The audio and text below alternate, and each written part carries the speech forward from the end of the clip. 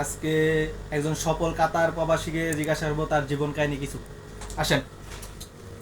সালাম আলাইকুম, কে ভাই লেক? জি ওয়ালাইকুম সালাম, আলহামদুলিল্লাহ। জি। বুঝলাম না, এটা কি ভিডিও বানাইতেছেন? আচ্ছা ভাই, আপনি কাতার কয় বছর ধরে আছেন? কাতারে? জি। এটা ভিডিও হইতেছে হ্যাঁ নাকি? হ্যাঁ, ভিডিও হইতেছে। আমি তো আপনার বেশি দিন না, অল্প কিছুদিন, আপনার 1 বছর 4 মাস হয়েছে কাতারে। তো আচ্ছা ভাই, আপনি 1 বছর 4 মাসের এই জীবন কাহিনী বা কি অভিজ্ঞতা হইলো কাতার কইরে, আর কাতারের পরিস্থিতি বর্তমানে খারাপ, আপনার কি অভিজ্ঞতা হইলো যদি জানতে পারি? এটা মনে করেন নসিব।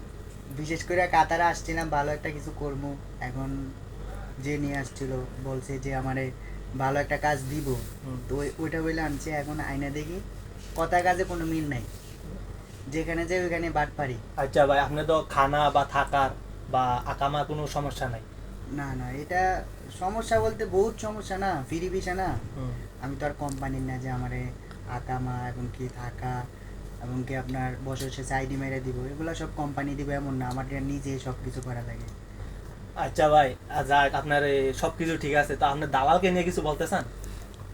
দালালকে নিয়ে কি বলবো এখন, যেটা হয়ে গেছে এটা আল্লাহর উপরে ছেড়ে দিলাম, এটাই কথা। এখন বিশেষ করে এরা এই দুনিয়া নাই।